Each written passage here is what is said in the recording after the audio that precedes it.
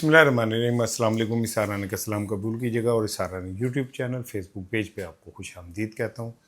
आज 31 मई है, इतवार का दिन है, 14 ज़िलहज है और आलमोस्ट मई जो है वो ख़त्म हो गया। जून जो है वो शुरू होने जा रहा है। अगला जो मेरा वीलॉग होगा अगला दिन ही शाम को तो मैं कुछ और करांगा।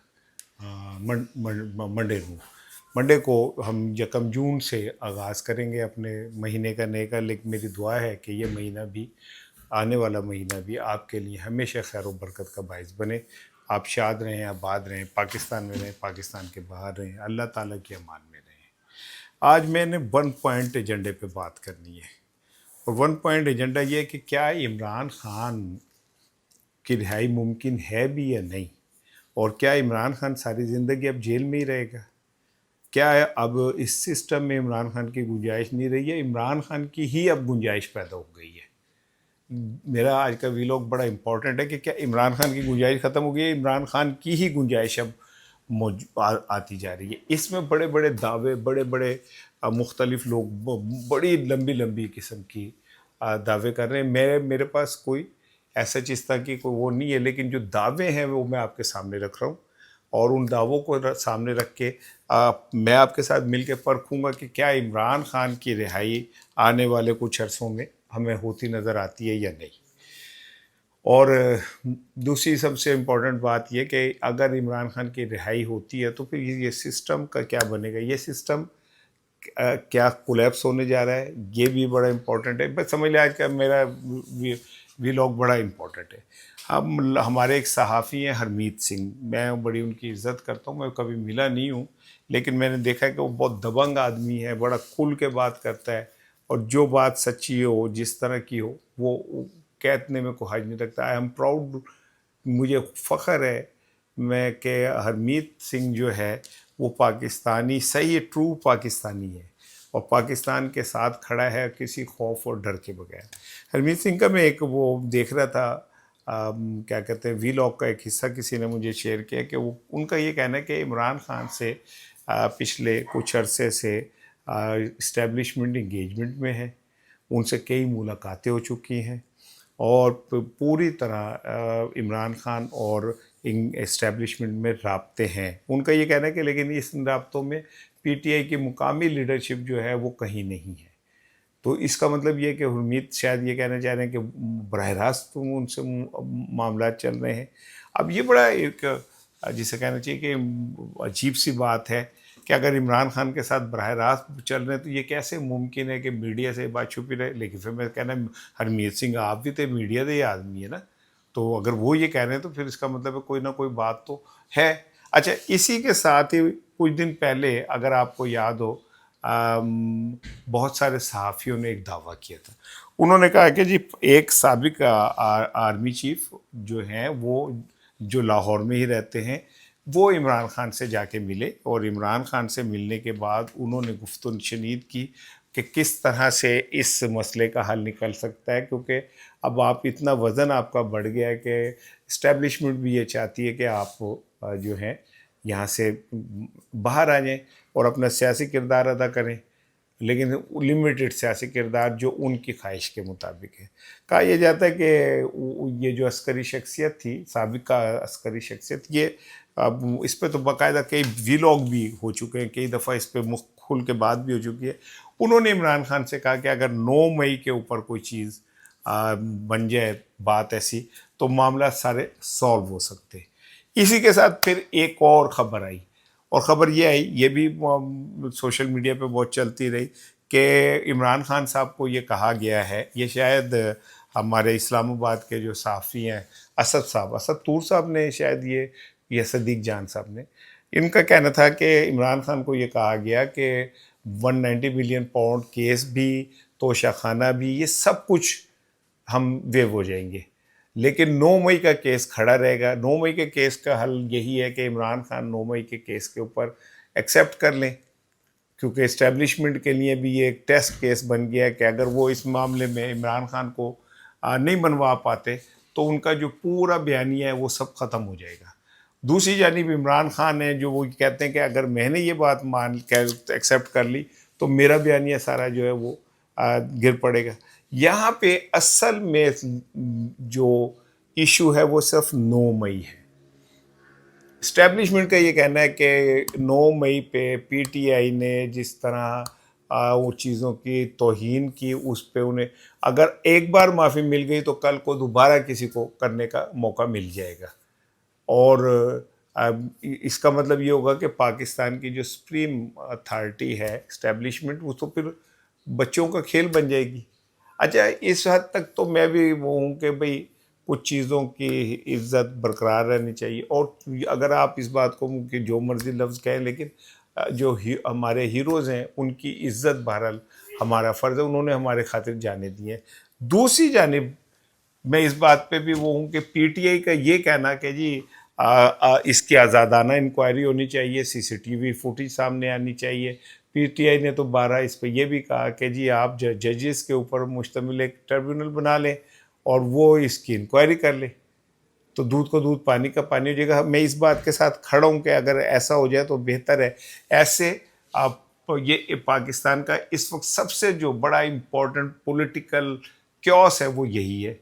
और जिस दिन ये सॉल्व हो गया, जिस दिन ये मसला हल हो गया, पाकिस्तान में बहुत सारी चीज़ें स्मूथ हो जाएंगी। क्योंकि अब इस्टेब्लिशमेंट को भी ये अंदाज़ा होता जा रहा है कि ये वाला जो सिस्टम है ये एक बोझ बन गया है। शहबाज शरीफ की परफॉर्मेंस 0/0/0 है। उनकी हर बात एक तज़हीक का हिस्सा बन जाती है, लोग उन्हें सीरियस नहीं लेते, उनका एक्ट किसी तरह भी बुरदबार या बावकार नहीं किया जा सकता। फिर उसके बाद जो मुआशी गर्दाब है वो इतना बढ़ गया है, इतना बढ़ गया कि अब उसको संभालना मुमकिन नज़र नहीं आ रहा। माजी में जो दावे किए गए थे कि हज़ारों बिलियन डॉलर पाकिस्तान आने वाला है ग्रीन इनिशिएटिव के नाम पर, फिर वो वन विंडो जो शुरू हुआ था वो उसके नाम पर, फिर खलीज के साथ मिलके बहुत सारी चीज़ें, लेकिन वो एक एक बात अपनी जगह पे वक्त के साथ साथ साबित हुई कि उसमें कोई वज़न नहीं था। शहबाज शरीफ साहब जब आए थे, आपको अच्छी तरह याद होगा, उन्होंने कहा था कि जी खलीज के ममालिक पाकिस्तान में इन्वेस्टमेंट करना चाहते हैं, लेकिन वो उसके बाद वो इन्वेस्टमेंट भी नहीं हुई। सऊदी अरब का किरदार बड़ा अजीब है। आप हैरान होंगे कि मैं हमेशा सऊदी अरब के किरदार के हवाले से अजीब व गरीब बात कर देता हूँ। इसमें कोई शक नहीं है कि हमारी जान भी कुर्बान है मक्का और मदीना पे, और हमारे बच्चे भी कुर्बान हैं आकाए नामदार सल्लल्लाहु अलैहि वसल्लम पर, और हम उन दो जगहों के ऊपर हमारी आंखें भी, अगर हम आँखों से वो मट्टी को साफ़ करें तब भी शायद हम हक अदा ना करें। लेकिन इसका मतलब ये नहीं है कि सऊदी अरब में जो भी बैठा है वो कोई बहुत ज़्यादा रूहानी या पूर्वकार है। माजी में भी बहुत कुछ होता रहा। तो सऊदी अरब के तो सबसे ज़्यादा बिजनेस स्टेक्स इंडिया के साथ हैं। उसने वहाँ पे ट्रिलियन डॉलर की इन्वेस्टमेंट इंडिया के साथ की हुई है।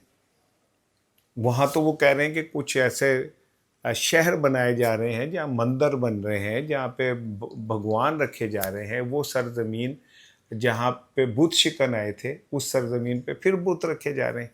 तो सऊदी अरब से हमें ये उम्मीद थी कि हम उसको हर जगह कंधा देते हैं। अब भी हमने कहा कि सऊदी अरब जड़ा तके का दियो असी खा कर देंगे। तो सऊदी अरब ने इसके जवाब में हमें क्या कहा है? सुकत मिल माइया, वो एक ऑयल रिफाइनरी का वादा किया था जो अभी तक वहीं पे खड़ी है। पाकिस्तान इस वक्त बदतरीन मुआशी तबाही का शिकार है। 20 रुपये इन्होंने पेट्रोल में कम किए, जबकि मार्केट में इस टाइम 89 फी बैरल आ गया है डॉलर।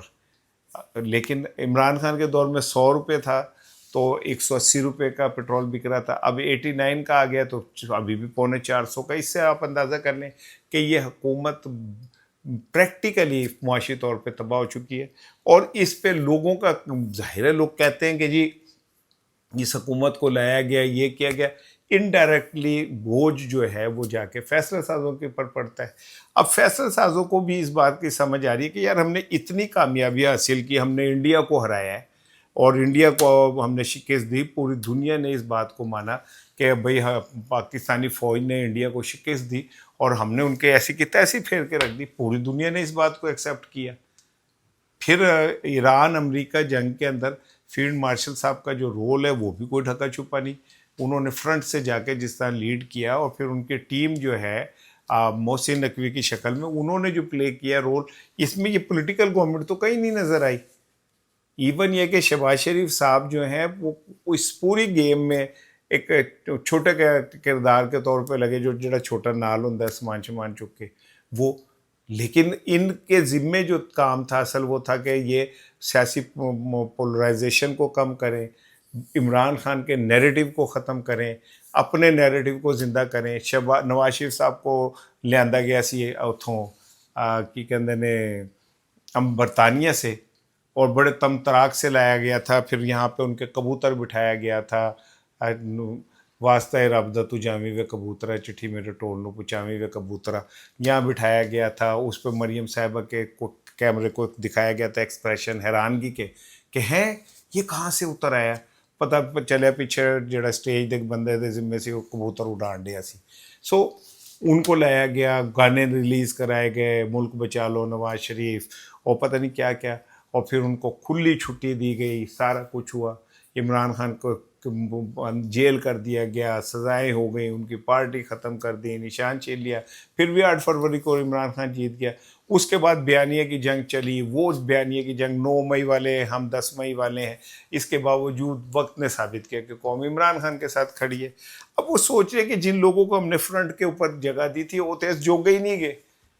अब ये कहा जा रहा है कि जून के बाद, बजट के बाद हो सकता है कि एक झटका हो और एक झटके में कुछ लोगों की गर्दनें उड़ा दी जाएं और कहा जाए कि इन लोगों की वजह से मुल्क मुआशी तबाही का शिकार हुआ, करप्शन के कुछ केस सामने आए, एहतसाब जैसी गेम दोबारा शुरू हो जाए, ताकि अवाम दे विच भी बल्ले बल्ले हो जाए कि भाई बल्ले बल्ले भाई ये तो काम वध रहा है।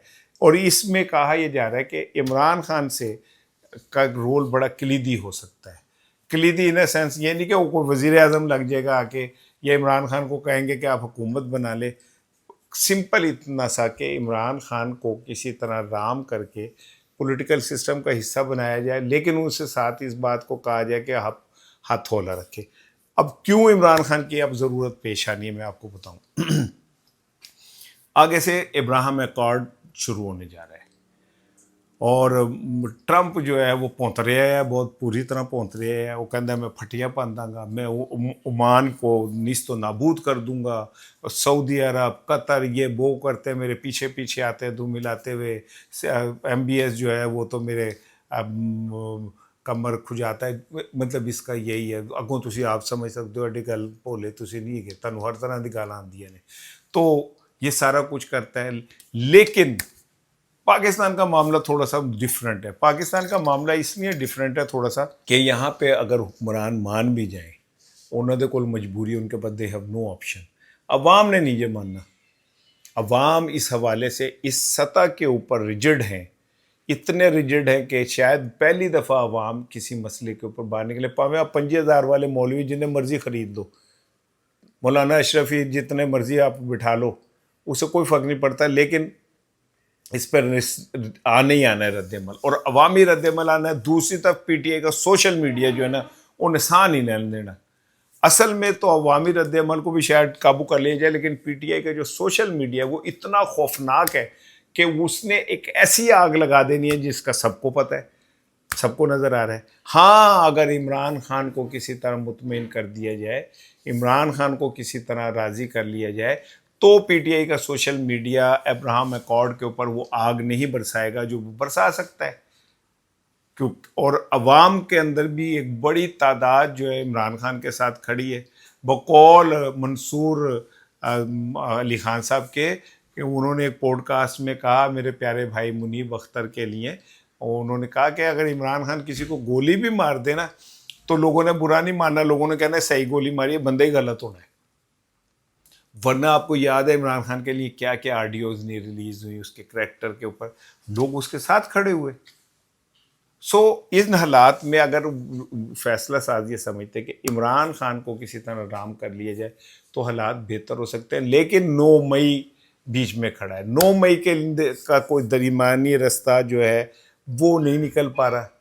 अगर वो निकल आए तो ये बात तय है कि आज ये सिस्टम इमरान खान को माही आवेगा, मैं फुला नल धरती से जावांगी कह के छोड़ दे, अगर 9 मई का मामला इशू हो जाए। और इस बात का इन लोगों को भी अंदाज़ा हो चुका है कि साढ़ा 80 ऑब्सलीट हो गया, एक्सपायरी डेट गुजार रहे हैं। अब वो एक बंदा, उसे नौकरी पे रखा, उसे नौकरी से निकाल दिया, तेरी कारकर्दगी ठीक नहीं है, उसने आके मालिक को कहा मुझे एक मौका और दो, मैं आपके हाथ मजबूत करूंगा। उन्होंने कहा तू एडा ही मजबूत होता तो अपने आप नू कर लेंदा। जरदारी साहब ने जो कहा है कि हम हाथ मजबूत करेंगे, वो किस लिए कहा है? वो इसलिए कहा कि भाईजान मुझे नौकरी से ना निकालना। मैं इसलिए मैं कह रहा हूँ कि जनाब मैं आपके हाथ मजबूत करूंगा। नवाज शरीफ साहब को पिछले कुछ अरसे से सुना, एक पुरस्कार खामोशी है, सख्ता है, बोल नहीं रहे। ठीक है ना, ऐसा लगे जेड़ा बोले हो ये कुंडा खोले हो, कहते मैं नहीं जे विच बोलना भाईजान। हालात इस सतह पे चले गए हैं। इन हालात के अंदर आज मैंने सिर्फ कोई और बात नहीं की, मैंने आपसे सीधा सीधा एक तजिया किया इमरान खान के हवाले से। मुझे ऐसा लगता है कि जो लोगों के दावे हैं उसको सामने रखें तो इमरान खान के पास स्टिल ऑफ़र मौजूद है। मसला सिर्फ 9 मई का है। 9 मई के ऊपर जिस दिन भी इस्टेब्लिशमेंट और इमरान खान के दरमियान को दरमियानी रास्ता निकला, सारी चीज़ें जो हैं वो ठीक हो जाएंगी। इंशाअल्लाह से शाम को बात होगी। अल्लाह हाफिज़।